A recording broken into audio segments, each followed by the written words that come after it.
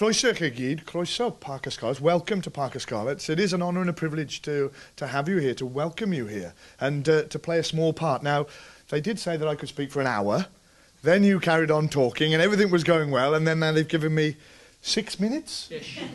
6 minutes. So I'm trying to give my plotted history in all from there to here, and in 6 minutes. Right, so how can I do this? Firstly, I'm jealous. I'm jealous that the lateral and the mentoring scheme wasn't actually in existence when I was on my journey. Off the back of being youngest of three, my brother being Richard Henry Quentin Barker Moon, my sister being Estella Nett Augusta Barker Moon, and then me, Rupert Henry St John Barker Moon, brother being a lawyer, sister being an accountant, and then Rupert, you know, looks like Jimmy Nail. He's got a big future and he can kick a ball. So education, job, was never even on my planet. But eventually, I recognised that that was the only way I was going to survive in life. And when you're talking about gaining experiences, I did my national diploma, then I did my high national diploma, and then I graduated, and much to the surprise and amazement of my parents.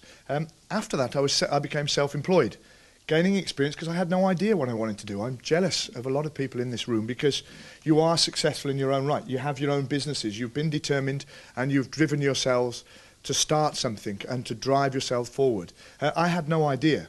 I wasn't very good at rugby. You mentioned that I played 24 caps for Wales. Well, I just happened to be in the right place at the right time. Hung around a lot of famous people as well. But it was an interesting experience where I worked for a number of different charities, voluntary, to gain experience, training, understanding what the real world is like, and working for free, because that is what it's about. I found my path in that I could talk. So I ended up playing scrum half, talking a lot, working for the BBC, talking a lot, and then my journey after becoming presenter for BBC and X-Ray programme, working for the Millennium Stadium, and having experiences and looking back, and I'm glad it's retrospective. I'm looking forward to the challenge that you've laid in front of me of getting back in touch with everybody that I've worked with. And it's a fabulous thought, because I'm thinking of my CV and all the things that I've worked and the people I've worked with and asking them for that correspondence. I could be a professor before this comes out. Professor Moon. It sounds quite nice. But there is a challenge, and you inspired me at the back of the room saying it can be done. So I want to make sure that I do, because when you're working as self-employed, you just can't, you work all hours that God sends just to get the food on the table. And it was an inspiration that that's not in vain. So I'm looking forward to that challenge of the lateral project. And moving forward into the mentoring and the journey that I have, I would not be the person without the people who were my role models, the people I were friends with, and the people that I worked with. And on the rugby field, obviously the players were supported, but off the field they gave you a sense of realisation of the real world.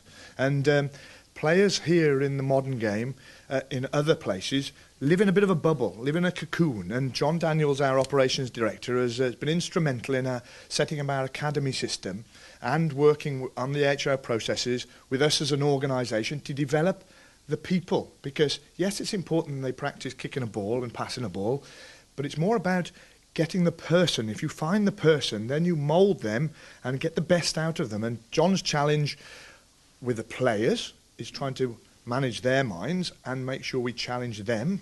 We have a fantastic 22-year-old number 8 who came to us as an apprentice plumber, and he's playing now for the first team. And he's keeping a 44 cap Australian international out of the team. But he came as an apprentice plumber with rugby skills, primarily, and he worked for one of our sponsors. George North, 18 years old, came into the academic pathway, came onto a scholarship at Llandovery, but developing and keeping him in education is really key.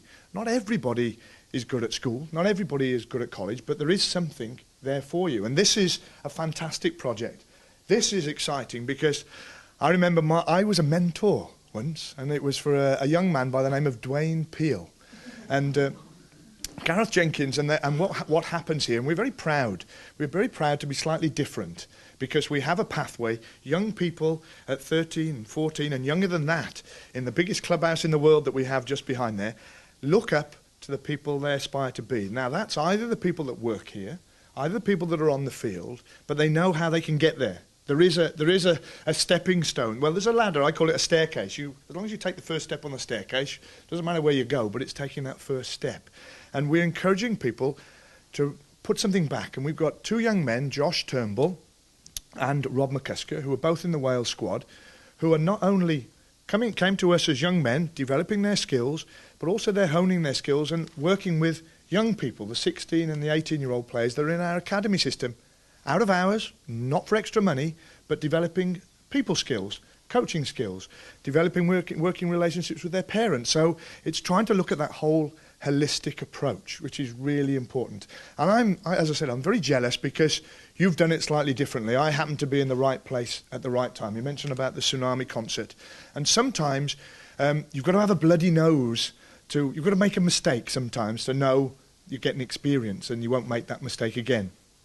Difficult to explain that you need a bloody nose, but when we organised the tsunami concert, which generated 1.25 million, it took 3 weeks to get 60,000 people. Obviously, it was an incredible situation, and people were moved and wanted to support. But to organise an event with 60,000 people coming 3 weeks later, and my role was to get 3 artists, Manic Street Preachers, Lulu and Catherine Jenkins, convince them, and they did, and also to do the media rights, global media rights. I had no experience, but my chief executive said, have a go. See what you can do. And I was dealing with countries all through Europe and throughout selling the media rights for the concert. But it was a fantastic experience, and what we try and do here, we're a very small team, and John will, I'm sure, back me up. We are, with the exception of me, multi-talented and multi-skilled, but also with many different roles. It's all hands to deck. When I was at the Millennium Stadium, I painted the walls with the chief executive because we were £67 million in debt, because that's what we had to do. Here, we are trying to do everything. John is the operations director and responsible for HR. I'm commercial, but that responsibility is quite wide. And it comes to the fact that when we had the Farmers Union of Wales here, and we had a bull walking around the pitch, when he did what he did on the players' tunnel, I had to pick it up because it was my idea. But having changed a few nappies and done a few things in my time for my 4- and 6-year-old, I had no fear of that. But we're all hands to deck. So all I can say is it's great to see you all, and it is important that you take advantage of these opportunities. I certainly will. We certainly will. And that we're very proud to be associated with University of Wales, Trinity, St David's, because it is fabulous. And you inspire me if you continue to do what you do. Our players are inspired by seeing the success of the businesses, small or large, in our environment, because they admire what you're doing. You are our family. We're all in the same thing together, and we want to be proud of what West Wales has got to offer, because when people talk in South Africa and they talk in New Zealand, they talk very fondly about us. Now, it's not just us as a rugby club, it's us as a region. And that's the great bit. We all play a key part of making us successful. Is that 6 minutes or 6.5? Diolch yn fawr. Thank you very much. Thank you.